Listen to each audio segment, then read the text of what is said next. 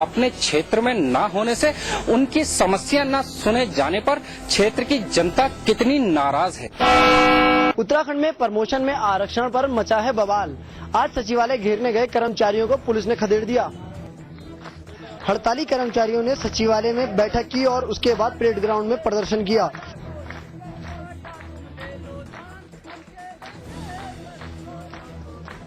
वहीं हड़ताल कर रहे कर्मचारियों को सरकारी अल्टीमेटम का आज आखिरी दिन था। अगर आज कर्मचारी हड़ताल खत्म नहीं करते हैं तो शासन आदेश के मुताबिक आज से नो वर्क नो पेमेंट लागू होगा।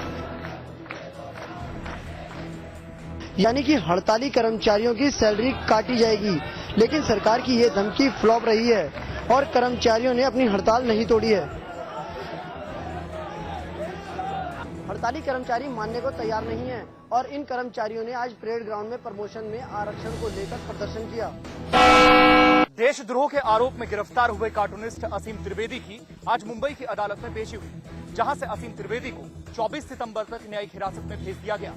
उधर प्रेस काउंसिल के चेयरमैन मार्कंडेय काटजू ने भी असीम त्रिवेदी का बचाव किया है। प्रेस काउंसिल ऑफ इंडिया के चेयरमैन मार्कंडेय काटजू ने असीम का बचाव करते हुए कहा है कि कार्टूनिस्ट ने कुछ भी गलत नहीं किया है। काटजू का कहना है कि कार्टूनिस्ट ने कुछ भी गलत या अवैध नहीं किया। लोकतंत्र में बहुत सी बातें कही जाती हैं, कुछ सही होती हैं और बाकी गलत। काटजू ने कहा कि जिसने कोई अपराध नहीं किया हो उसे गिरफ्तार करना भी एक अपराध है। असीम त्रिवेदी की गिरफ्तारी का विरोध भी शुरू हो चुका है। उधर कानपुर में आज असीम के परिजनों ने श्री प्रकाश जायसवाल का घेराव किया। मुंबई में गिरफ्तार किए गए उन्नाव के कार्टूनिस्ट की गिरफ्तारी का विरोध शुरू हो चुका है। कानपुर में केंद्रीय मंत्री श्री प्रकाश जायसवाल के घर का घेराव किया गया। इन लोगों ने कार्टूनिस्ट की जल्द रिहाई की मांग की है। आपको बता दें कि कल उन्नाव के कार्टूनिस्ट को गिरफ्तार किया गया था। अब सवाल ये है कि क्या इस देश में कार्टून बनाना क्राइम है? मुंबई पुलिस ने अंतर्राष्ट्रीय कार्टूनिस्ट असीम त्रिवेदी को गिरफ्तार कर लिया है। कार्टूनिस्ट असीम त्रिवेदी की गिरफ्तारी के बाद इंडिया अगेंस्ट करप्शन की टीम ने इसका विरोध दर्ज कराया है। आपको बता दें कि असीम त्रिवेदी एक कार्टूनिस्ट हैं, जिन्होंने भ्रष्टाचार के खिलाफ एक कार्टून बनाया था, जिसमें उन्होंने अशोक के चिन्ह पर भेड़िए और सत्यमेव जयते की जगह भ्रष्टमेव जयते लिखा था। मुंबई की एक कार्टून प्रदर्शनी में इस कार्टून को लगाया गया था, जिसके बाद कार्टूनिस्ट असीम पर मुंबई हाईकोर्ट ने राजद्रोह का मुकदमा दर्ज करने का आदेश दिया था। असीम की गिरफ्तारी के बाद उनके माँ बाप का कहना है कि हमारा बेटा असीम एक कलाकार है, अगर वो राष्ट्रद्रोही है तो हम उसके माता पिता हैं। असीम के माता पिता का कहना है कि उन पर भी राष्ट्रद्रोह का मुकदमा दर्ज कर उन्हें गिरफ्तार किया जाए। असीम को वॉशिंगटन में अंतर्राष्ट्रीय कार्टूनिस्ट का अवार्ड मिलना है। उत्तराखंड सरकार हमेशा से लोकायुक्त को मजबूत करने की बात करती आई है, लेकिन सूबे में सरकार की ये बात महज हवा हवाई साबित हुई है। प्रदेश में साल 2002 में लोकायुक्त गठन के बाद से लोकायुक्त की तरफ से अब तक भ्रष्टाचार अनियमितताओं के लेकर कई जांच रिपोर्ट सरकार को भेजी गई, लेकिन सरकार की तरफ से इन मामलों में अभी तक कोई कार्रवाई नहीं की गई है। लोकायुक्त अब तक लगभग 242 मामलों की जांच रिपोर्ट सरकार को सौंप चुकी है। चाहे भाजपा की सरकार हो या फिर कांग्रेस की, इस मामलों में हमेशा से लापरवाही बरती गई है। लोकायुक्त ने अब तक पेयजल, ग्रामीण विकास, लघु सिंचाई, पुलिस और परिवहन जैसे 1.5 दर्जन विभागों में हुई गड़बड़ियों में कार्रवाई की सिफारिश की है। इन सभी विभागों में लोकायुक्त द्वारा सिफारिश करने के बावजूद कोई कार्रवाई नहीं की गई है। अंबेडकर नगर में सड़कों की हालत बद से बदतर हो गई है, जिसके कारण आए दिन हादसा होता रहता है। वहीं सड़कों के निर्माण के लिए 2 बार टेंडर पास हो चुका है, लेकिन पीडब्ल्यूडी और ठेकेदारों की मिलीभगत के चलते हालत जस के तस है। टांडा राष्ट्रीय राजमार्ग को ठीक करने के लिए पिछले 3 साल में करोड़ों रुपए खर्च किए गए हैं, लेकिन सड़कों की तस्वीर आपके सामने है।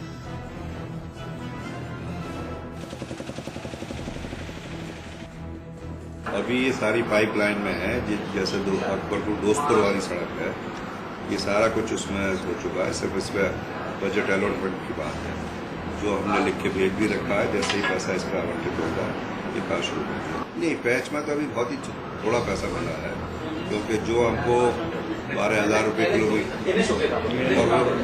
बस हम उसका पैच बना करके बाकी हिस्सा में दे दिया है इन्होंने। सड़कों को ठीक करने के पीछे करोड़ों का घोटाला सामने आ रहा है, लेकिन आला अधिकारी सिर्फ जांच का आश्वासन दे रहे हैं। कानपुर में सड़क हादसे में एक मजदूर की मौत हो गई, जिसके बाद गुस्साए लोगों ने जमकर हंगामा किया। कानपुर के पनकी इलाके में सोमवार सुबह एक मजदूर को ट्रक ने टक्कर मार दी, जिससे मौके पर ही मजदूर की मौत हो गई। मजदूर की मौत पर साथियों ने शोर मचाना शुरू कर दिया। शोर सुनकर भारी संख्या में इलाके के लोग जमा हो गए और रोड को जाम कर दिया।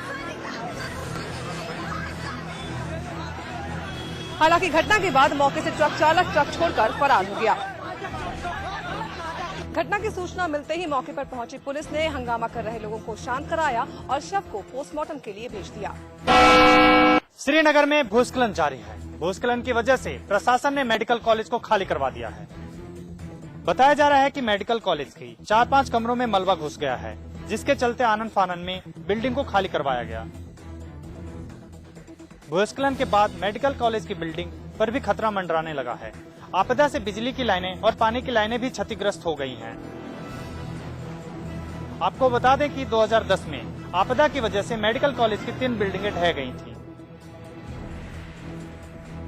एक पानी का पाइप जल संस्थान के माध्यम से जो लगाया गया था, शायद वो गलत तरीके से लगाया गया था, वहां से लगना नहीं चाहिए था। हमने ये भी चीज जल संस्थान के संज्ञान में लाई है और हमने रिक्वेस्ट किया है कि वो जो पाइप गलत लगा था उसको हटाएंगे वहां से, ताकि दोबारा से भूस्खलन होने की संभावना नहीं रहेगी। और जो भी कोई मलबा गिरा हुआ है उसको हमने यूपीआरएन के माध्यम से हटवाया है और शासन से निर्णय आने के बाद ये जो हिल ट्रीटमेंट की जो कार्यवाही है, हम सोचते हैं कि जल्दी से जल्दी उसको कार्यान्वित किया जाएगा। इस घटना के बाद यूपी नगर निगम के कार्यप्रणाली पर सवाल खड़े हो गए हैं, क्योंकि इस बिल्डिंग को यूपी नगर निगम ने ही बनवाया था।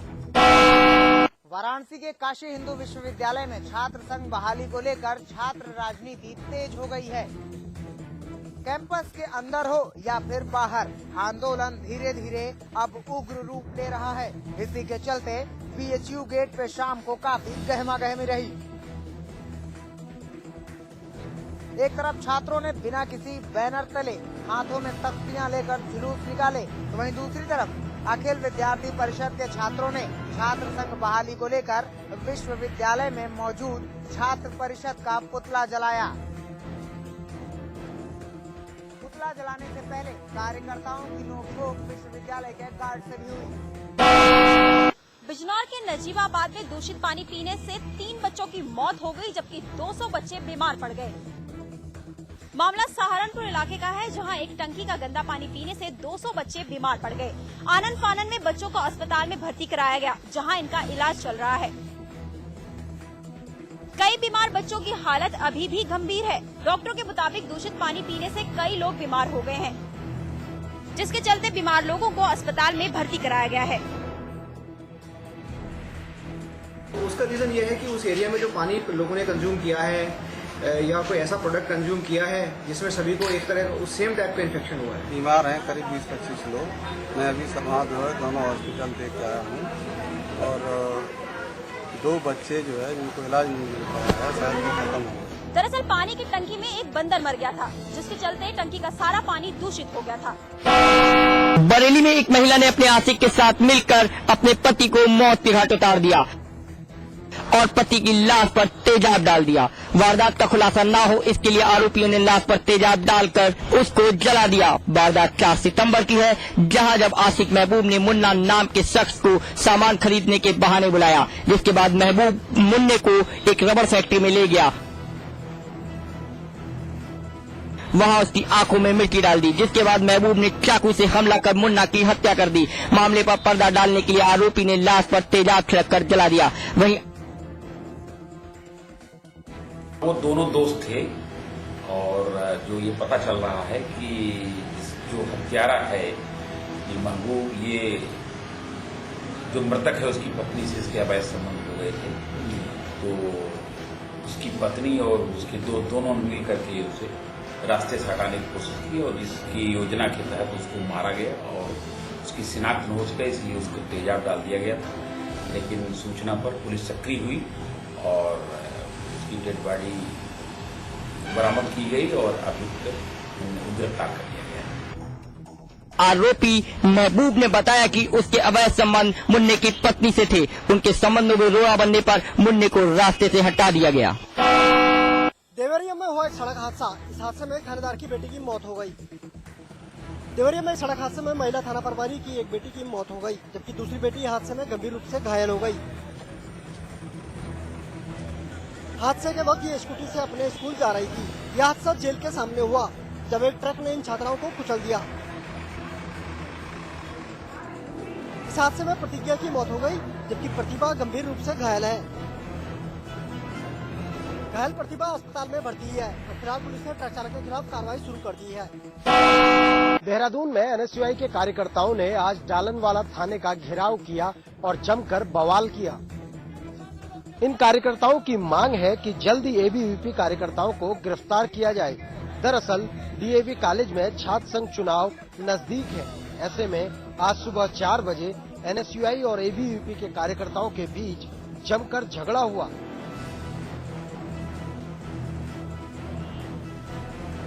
जिसके बाद एनएसयूआई ने थाने का घेराव किया। एनएसयूआई के प्रदेश अध्यक्ष ने पुलिस की कार्यप्रणाली पर सवाल उठाते हुए कहा है कि पुलिस मामले को लेकर गंभीर नहीं है। थाने में अभी हमने घेराव इसीलिए करा कि जल्द से जल्द इन छात्रों की, इन लोगों की, इन गुंडों की एबीवीपी की गिरफ्तारी करो। अगर आप जिला प्रशासन, पुलिस प्रशासन चाहता है कि एक अच्छे माहौल में चुनाव हो तो सबसे पहले आप इनको गिरफ्तार करें और इनके ऊपर उचित कार्रवाई करें। ये डीएवी डिग्री कॉलेज में ये चुनाव की प्रक्रिया चल रही है, तो एनएसयूआई एबीवीपी के छात्रों में रात में 2-3 जगह पर संघर्ष हुआ, तो उसके अभियोग अभी पंजीकृत हो रहे हैं, मुकदमे कायम होंगे और फिर कार्रवाई की जाएगी। इन छात्रों का आरोप है कि पुलिस एक पक्ष के सपोर्ट में पूरी कार्रवाई कर रही है, जो बिल्कुल गलत है। अखिलेश सरकार ने 10,500 बेरोजगारों को भत्ता देने के बाद अब बेरोजगारों को खुश करने के लिए खुशी की नई सौगात दी है।